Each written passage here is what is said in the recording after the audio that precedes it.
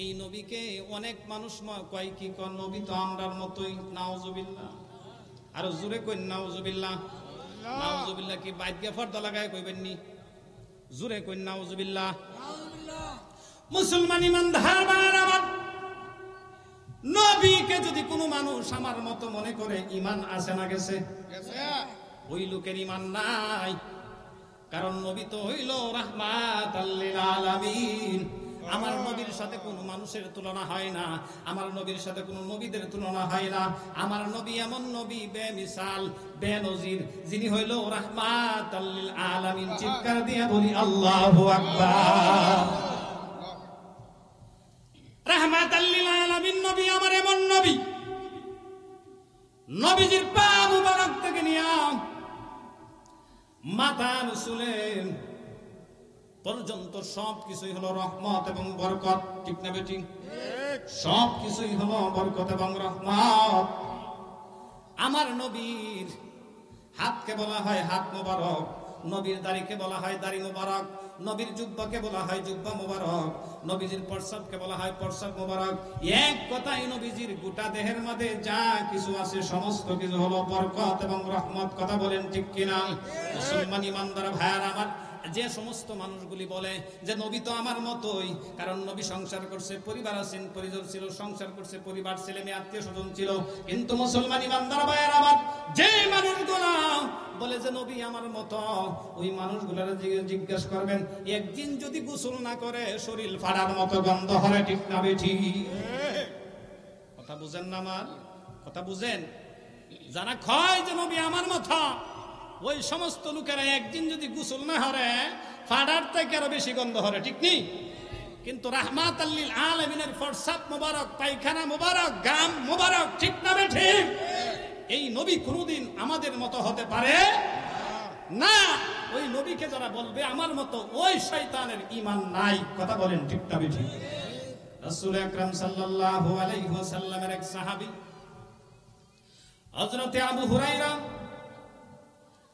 রাদিয়াল্লাহু তাআলা আনহু একাধারে 3 দিন ধরে ঘরের মধ্যে কোনো খাবার নাই, চুলার মধ্যে আগুন জ্বলে না।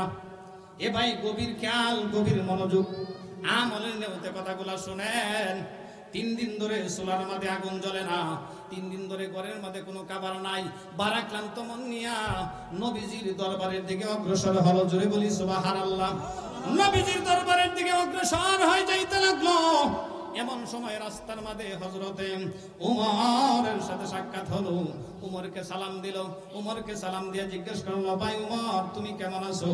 উমর ব্যস্ততার জন্য তার সাথে বেশি কথা বলার সুযোগ পেল না। এমন সময় লোকটা মনটার মধ্যে অত্যন্ত কষ্ট নিয়া রাসূল আকরাম সাল্লাল্লাহু আলাইহি ওয়াসাল্লামের দরবারে চলে গেলেন। আমার রাহমাতাল লিল আলামিন নবী আমার চেহারার দিকে তাকায়া বলেন, আবু হুরায়রা রে, তোমার কি সমস্যা আমার আর বুঝতে বাকি নাই।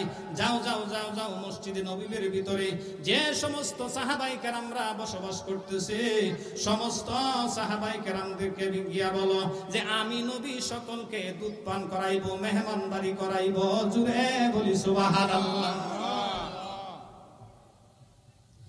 নবী আমারে ডাক দিয়া বলেন, এ আবু হুরায়রা, তোমার পেটের মধ্যে যে ক্ষুধা, এটা আমি নবীর জানতে আর বাকি নাই। মসজিদ নববীর মাধ্যমে যে সমস্ত সাহাবায়ে কেরামরা বসে আছে, আসহাবে সুফফা, তাদেরকে বলো যে আমি নবী তাদেরকে স্মরণ করছি, তাদেরকে মেহমানদারি করাইবো। কিন্তু এর ভিতর দিয়া রাসূল আকরাম সাল্লাল্লাহু আলাইহি ওয়াসাল্লামের দরবারে এক পেয়ালা দুধ আইছে। কয় পেয়ালা দুধ? জোরে বলেন কয় পেয়ালা? এক পেয়ালা দুধ আইছে। নবীজির দরবারে এক পেয়ালা দুধ নিয়ে আসছে এক সাহাবী। নবীজির দরবারে মসজিদ নববীর থেকে সকল সাহাবীরা আসলো। গনতে গনতে গনতে গনতে দেখা যায় হযরত আবু হুরায়রা রাদিয়াল্লাহু তাআলা আনহু সহ 70 জন সাহাবী একত্রিত হয়ে মেহমানদারি করার জন্য মেহমানখানার মধ্যে বসলো। জোরে বলি সুবহানাল্লাহ। রাহমাতাল লিল আলামিন নবী আমার নাম দিয়া বলেন, ও আবু হুরায়রা, ওই যে দুধের পেয়ালাটা, ওই দুধের পেয়ালাটা আমি নবীর কাছে নিয়ে আসো। দুধের পেয়ালাটা নবীর কাছে নিয়ে আসা হলো। রাসূল আকরাম সাল্লাল্লাহু আলাইহি ওয়াসাল্লাম নবীজির নুরানি হাত মোবারক এই দুধের পেয়ালার ভিতরে ঢুকায়া দিলেন। আল্লাহু আকবার। নবীজির এই হাত মোবারক যখন দুধের পেয়ালার ভিতরে ঢুকায়া দিলেন, ঢুকায়া দিয়া বলেন, এ আবু হুরায়রা, ডান দিক থেকে খাবার খাওয়ানো শুরু করো। সুবহানাল্লাহ। ডান দিক থেকে খাবার খাওয়া হলো দয়াল নবীর সুন্নাত। জুড়ে বলি ইয়া রাসূলুল্লাহ। নবী আমার ডাক দিয়া বলেন, এ আবু হুরায়রা, ডান দিক থেকে দুধ পান করাইতে থাকো। প্রথম জন সাহাবী দুধ পান করলো, তৃপ্তি সহকারে দুধ পান করলো, কিন্তু দ্বিতীয় জনকে দিয়া দিল। দ্বিতীয় জন দুধ পান কইরা তৃতীয় জনকে দিয়া দিল, তৃতীয় জন দুধ পান কইরা চতুর্থ জনকে দিয়া দিল। এইভাবে যাইতে যাইতে যাইতে যাইতে যাইতে যাইতে 69 জন লোক যখন দুধ পান করল, যখন হযরতে আবু হুরায়রা রাদিয়াল্লাহু তাআলা আনহুর কাছাকাছি গেল, আবু হুরায়রা রাদিয়াল্লাহু তাআলা আনহু দেখতে পেল এক পেয়ালা দুধের মধ্যে এক ফোঁটা দুধও কমে নাই। জোরে বলি সুবহানাল্লাহ। নবী আমার ডাক দিয়া বলেন, এ আবু হুরায়রা, তুমি আজকে 3 দিন ধরে ক্ষুধার্ত, তুমি তৃপ্তি সহকারে দুধ পান করো। আবু হুরায়রা নবীজির কথা শুইনা তৃপ্তি সহকারে দুধ খাইলেন। দ্বিতীয়বার নবী আবার বললেন, আবার দুধ পান করো। আবার দুধ পান করা শুরু করলেন। তৃতীয়বার নবী আবার বললেন, এ আবু হুরায়রা, আবার দুধ পান করো। যে নবীর হাত মোবারক লাগার কারণে, যে নবীর হাত মোবারক লাগার কারণে এক পেয়ালা দুধ 70 জন সাহাবী খাইতে পারে, ওই নবী কোনদিন আমাদের মতো হতে পারে না। কথা বলেন ঠিক কিনা? এই জোরে চিল্লায় বলেন ঠিক না বেঠিক? এই নবীকে যারা বলে যে নবী আমার মতো,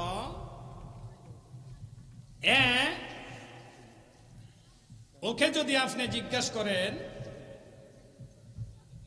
একে যদি জিজ্ঞাসা করেন, ওকে যদি বলেন যে নবী যে আমার মতো, তাহলে রাসূল আকরাম সাল্লাল্লাহু আলাইহি ওয়াসাল্লাম যখন রাস্তা দিয়ে হাঁটতেন, তখন গাছপালা নবীজিকে দূর থেকে আইসা ছায়া দিত।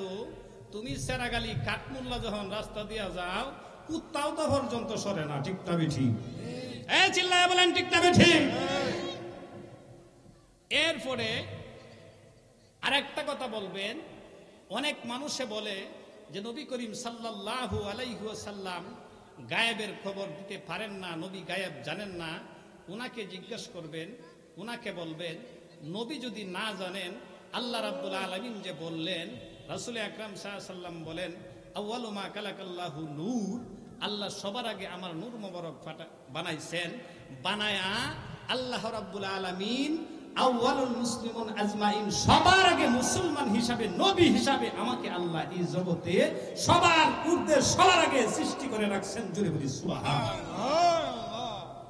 কারণ আমরা জানি বাবা আদম আর হাওয়াকে আল্লাহ সবার আগে বানাইছে। ঠিক না বেঠিক?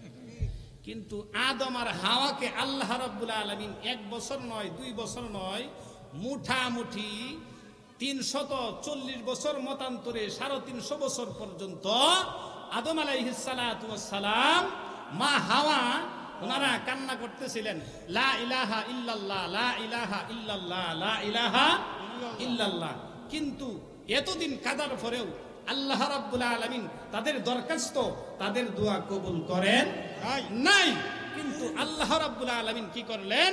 আল্লাহ রাব্বুল আলামিন যেই মাত্র বললেন, ও আল্লাহ, আমাকে আপনি যেই দিন জান্নাত থেকে বাহির করছিলেন, আমাকে আপনি যেদিন বানাইছিলেন, ওগো আল্লাহ, আমি যখন তাকায়া দেখছিলাম, তখন জান্নাতের প্রত্যেকটা তালা মুবারকের মাধ্যমে একজনের নাম আমাকে যখন আপনি বানাইছিলেন, তখন ও আল্লাহ, আমি দেখছিলাম জান্নাতের প্রত্যেকটা গেইটে, প্রত্যেকটা জানালায়, প্রত্যেকটা তালায় তালায়, প্রত্যেকটা ফিলারে ফিলারে, প্রত্যেকটা জান্নাতি হুরদের কপালে এবং চোখের মনির মাঝে আপনার নামের সাথে আরেকটা নাম মুহাম্মাদুর রাসূলুল্লাহ, জুড়ে বলি সাল্লাল্লাহু আলাইহি ওয়াসাল্লাম।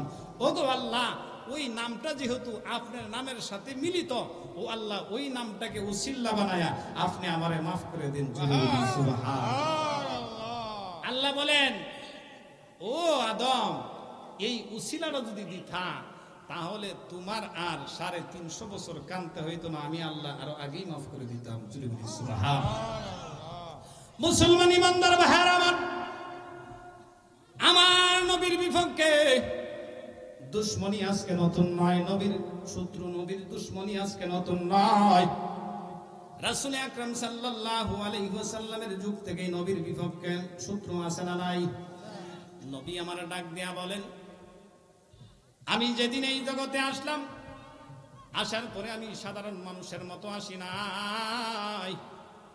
যারা বলে যে নবী আমরার মতো, আমার নবী রাসূল আকরাম সাল্লাল্লাহু আলাইহি ওয়াসাল্লাম এই জগতের মাধ্যমে আসছেন জান্নাতি পোশাক পরে। সুবহানাল্লাহ। আর আমি আসছি ল্যাংটা উলঙ্গ হয়ে, ঠিক নেই? মুসলমান ইমানদার আমার,